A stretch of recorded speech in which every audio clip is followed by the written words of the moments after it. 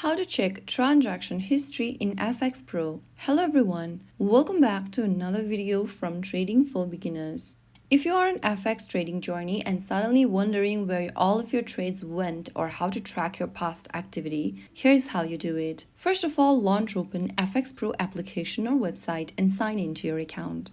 Once you're logged in, go ahead and tap on the View History option right under FxPro Wallet tab and you'll be able to see all of your transactions. Here you will be able to see important details like trade opening and closing times, profit or loss, deposits and withdrawals, order type and volume. But you'll only be able to see it if you have a transaction from your wallet. If you haven't made any transaction, you'll see this blank page which looks like this. So that is how you find your transaction history on FxPro. If you found the video helpful, don't forget to like, share and subscribe to our channel. I will be back again in the next video. Thank you for watching.